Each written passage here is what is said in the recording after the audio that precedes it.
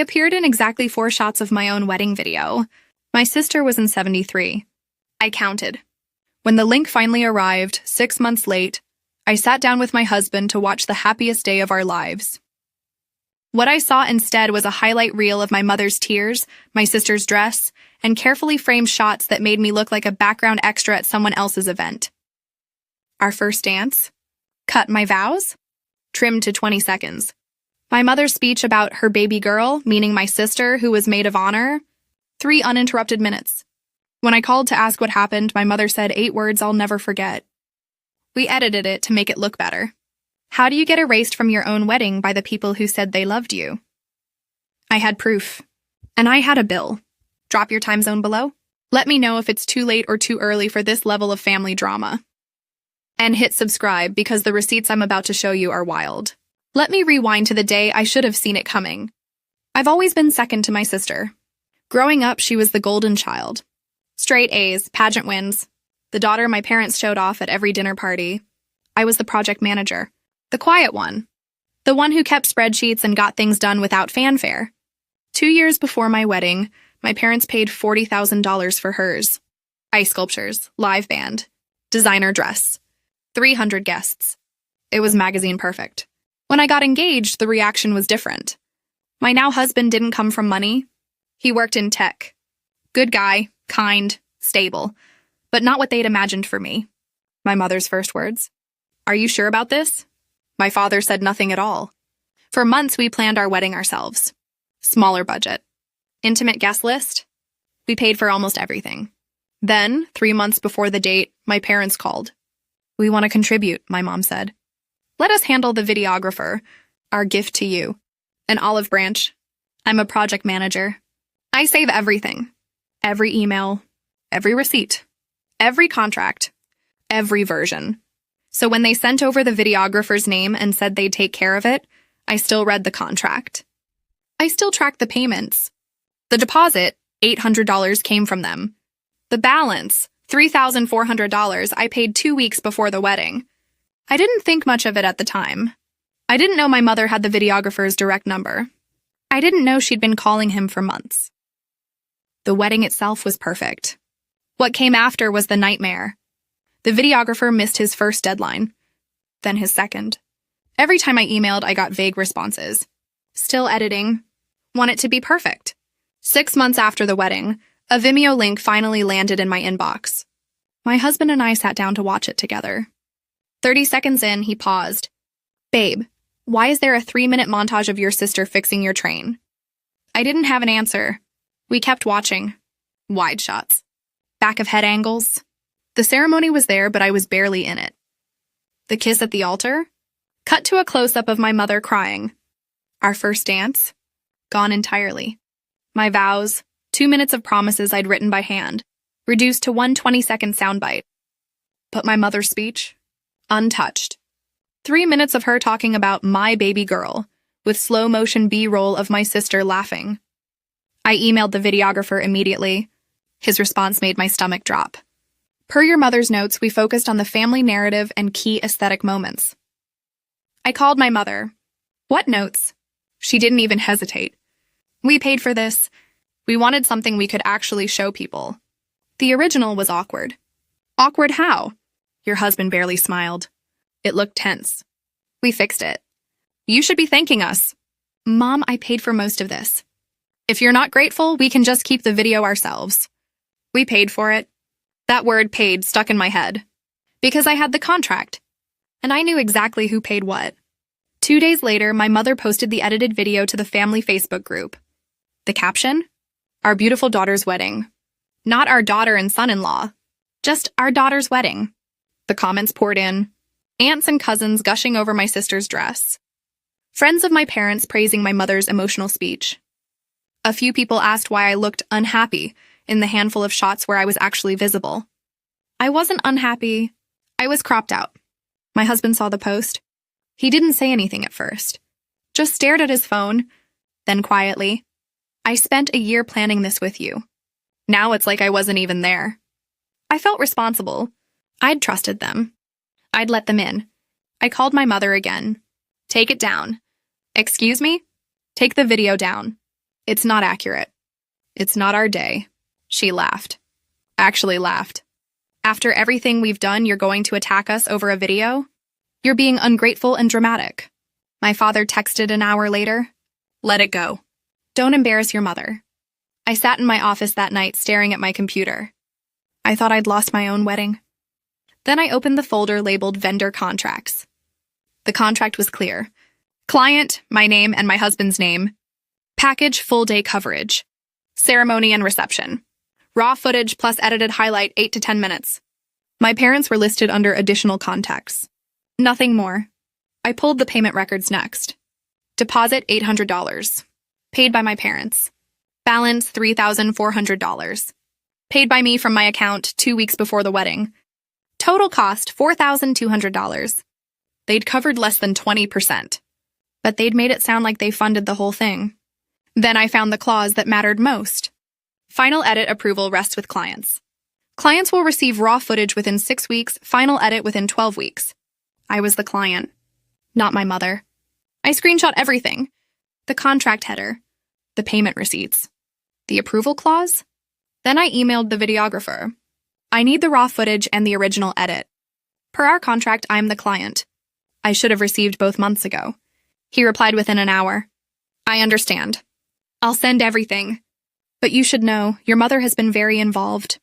She requested the re-edit. She provided a shot list. I thought she was acting on your behalf. A shot list. My hands were shaking. But the contract was just the beginning. I found the emails, and they were so much worse. I asked the videographer for the full email thread. He hesitated at first. Then he sent it. But before I could even open it, my mother found out I'd contacted him. She called him directly. He forwarded me her voicemail. Do not release anything to my daughter without my approval. I don't know what she's told you, but we paid for this, and we have final say. I felt my chest tighten. Then she texted me, if you want the video, Venmo me $800. That's what we paid. If you want control, you reimburse us. Otherwise, it stays with us. She was holding my wedding hostage for $800 on a $4,000 project I'd funded. My sister jumped in next. The family group chat lit up. Why are you always so dramatic? Mom and Dad did something nice, and you're making it about you. Grow up. Aunts started weighing in. Cousins, my husband's family heard about it. It was escalating fast. Then my mother dropped the real bomb. We're showing the video at the family reunion in 2 weeks. On the big screen. Everyone will finally see how beautiful it turned out. 2 weeks. A room full of relatives. A video that erased me and my husband from our own wedding. I could have walked away. I could have let them have it. But then I opened the email thread the videographer sent. And I found the shot list and the invoice they never wanted me to see. The email chain was devastating. My mother had sent the videographer a detailed shot list 3 weeks after the wedding. Here's what it said, word for word. Please minimize footage of the groom. Awkward expressions throughout. Focus on my daughter, myself, and my younger daughter. I want this to reflect the elegance we brought to the day. There was more. Remove the first dance. It was stiff. Shorten the vows. Keep my speech in full. Delay sending the link to my daughter until I've reviewed and approved. She can be difficult. Difficult. I read it twice. Then I saw the invoice line. Re-edit per client request, $600. Next to it, in red, unpaid, she'd requested a custom re-edit. She'd given him instructions to cut my husband out, to center herself and my sister, and to delay sending it to me. And she never paid him for it. He'd eaten a $600 loss to avoid conflict. At the bottom of the thread, the videographer had written a private note to me. I'm sorry. I thought she had authority. She said you'd agreed to everything. I should have confirmed with you directly. I'll send you the raw files and the original edit today. Now I understood. This was never about making it better. It was about control. And erasing the life I chose. I sat back and let it all click into place. My parents never accepted my husband. Different background. Different income. Different world. During wedding planning, my mother said something I'd tried to forget.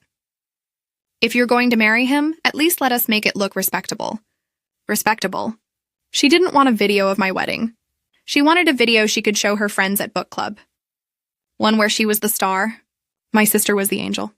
And my husband and my happiness were cropped out. The $800 deposit wasn't a gift.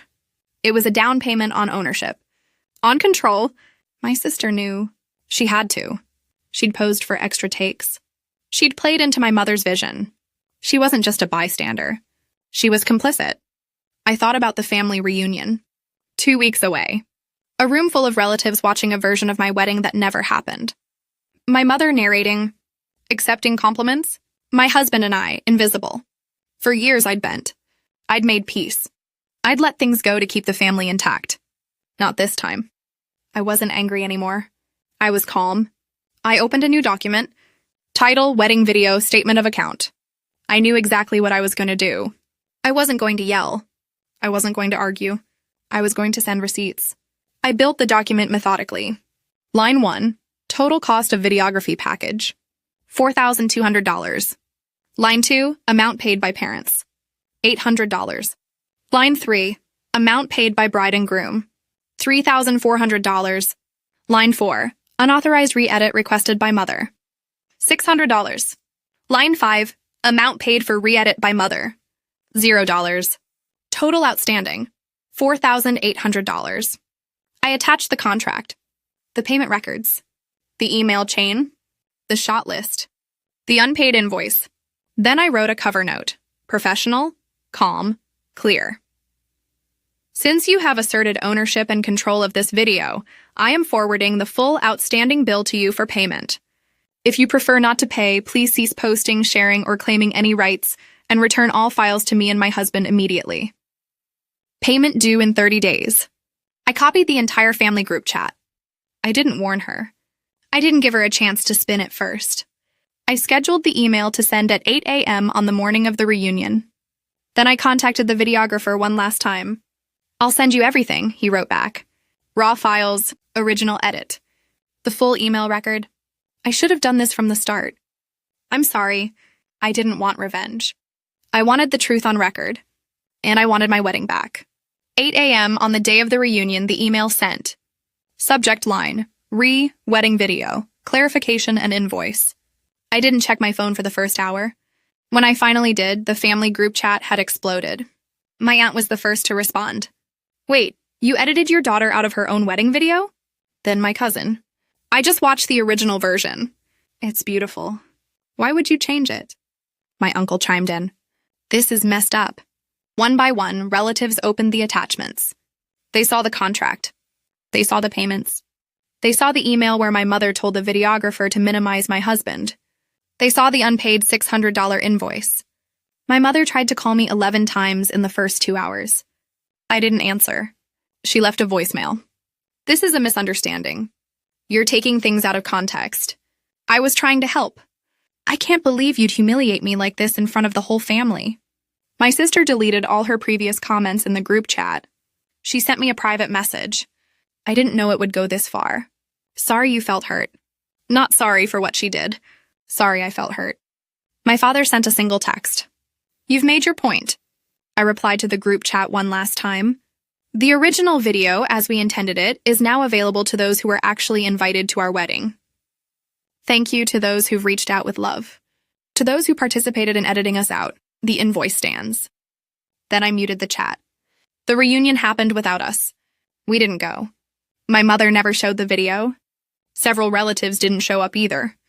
She didn't pay the invoice. But she also never posted that video again. The fallout was quiet but permanent. My mother scrubbed her Facebook. The edited video disappeared. She never apologized. Not really.